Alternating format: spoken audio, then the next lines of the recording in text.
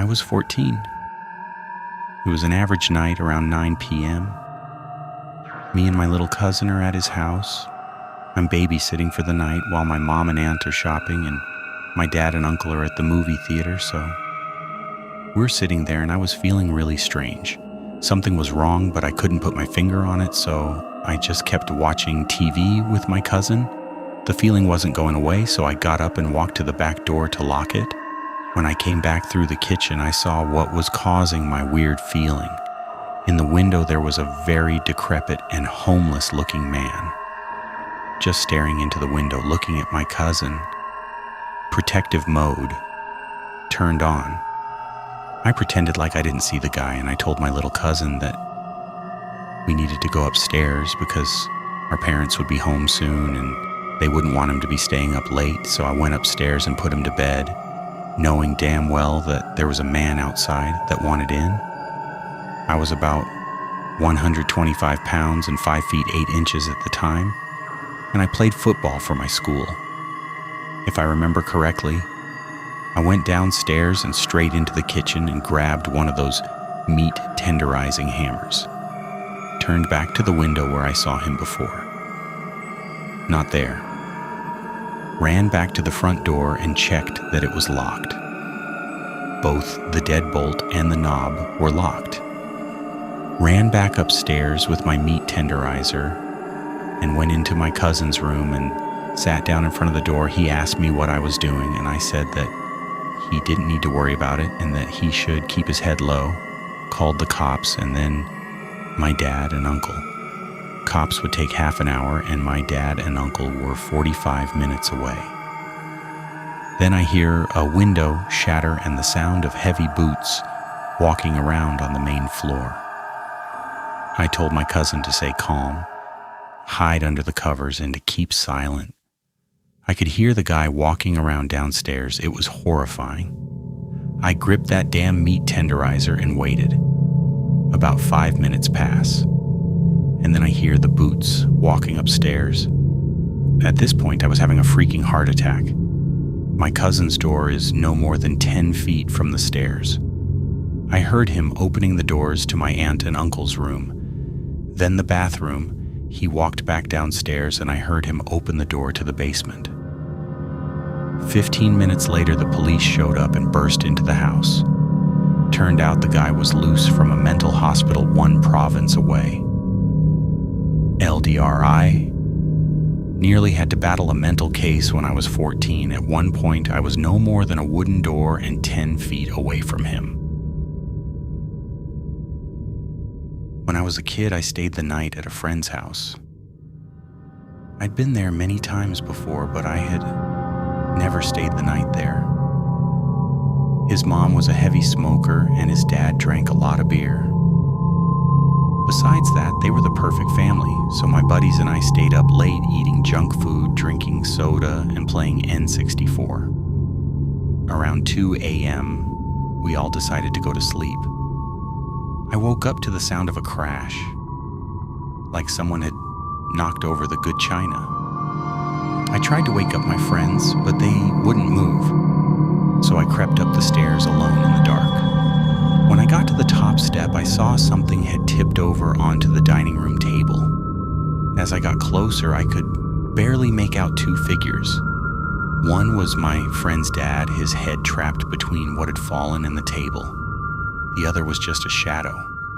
Its head twisted in my direction and screeched. I just stood there, terrified. The walls began to tremble almost to the sound of its scream. Finally, I screamed, "Go away!" I felt something shove me backwards, and I flew through walls and the ground until I hit the floor of the basement. I didn't know what happened. I figured it was a bad dream and fell asleep again. When I awoke the next morning, I was really itchy. It was also really hot. It was the summer, so it wasn't unusual, but I felt like I wasn't around my friends. I got out of my sleeping bag and looked around. Nothing looked the same. I yelled for my friends and the adults, but got no response. I walked around crying for what felt like hours. until I started to hear voices underneath me. I heard them calling my name. I couldn't tell who it was at the time, so I was silent. After a few minutes, I heard my mom. She was praying for me to come home. I heard her crying and I called out to her. She stopped so abruptly I almost didn't notice until she started screaming for my dad. After a few minutes of me crying and her consoling me, they found me in the attic. From what I could gather, I had apparently disappeared from my friend's house in the middle of the night 4 days prior. They thought I'd been kidnapped, as my friends' families checked out. Police had been looking for me, family, friends, almost the whole town, all the while I was in the attic.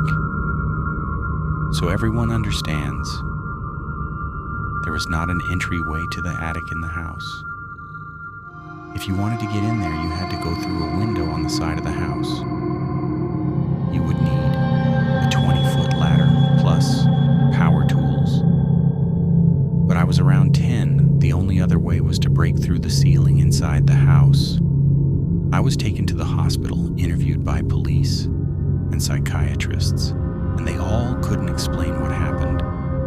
I had 5 long scratches down my back, all parallel and the same length and width, marks along my arms and legs, and the white of one of my eyes was red for a month.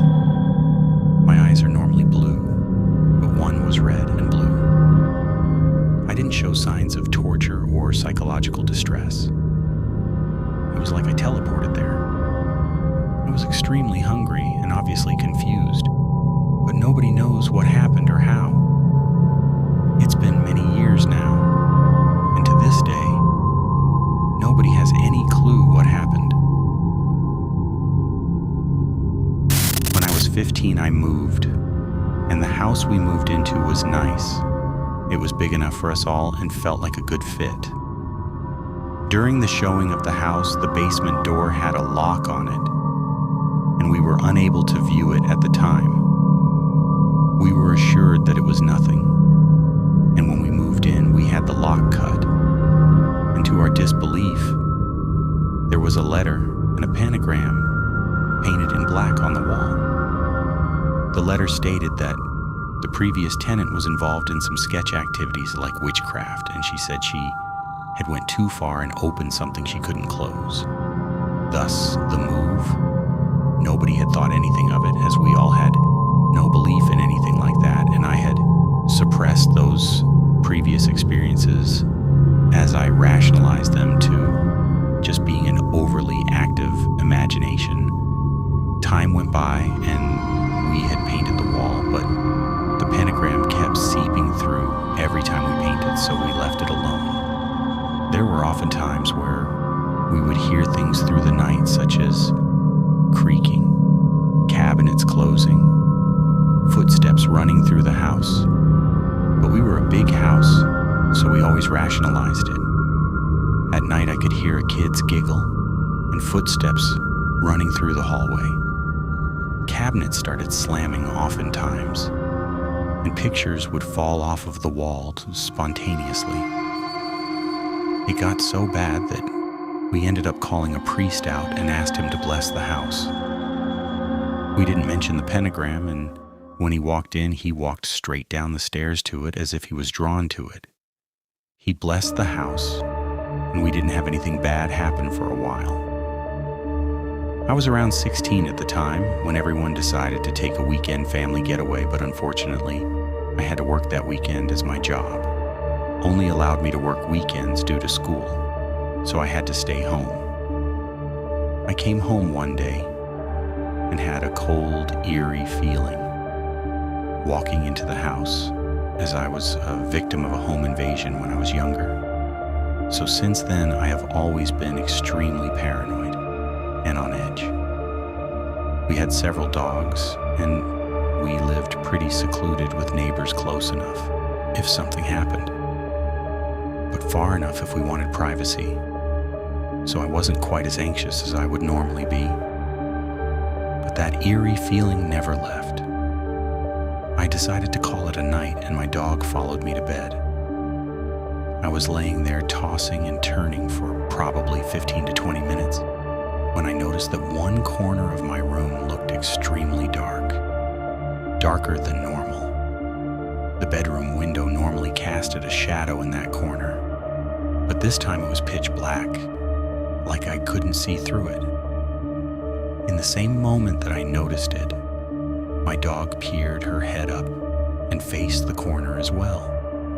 She started growling and I tried to shush her, assuming it was nothing, except she started growling louder and louder. The hair on her body stuck up and she was snarling. It looked like she had an extreme case of rabies. I'd never saw her like that. Growling, barking, and foaming at the mouth at the edge of my bed. I kept trying to calm her down when she lunged at the corner barking as if she saw an intruder. I quickly turned the lights on and the shadows in the room were filled with light, and she shortly calmed down. I convinced myself that it was nothing and tried to go back to sleep. I laid back down only to awake to the sound of her growling as she was before in the corner of the room. I decided to grab my pillow and head to my car to sleep.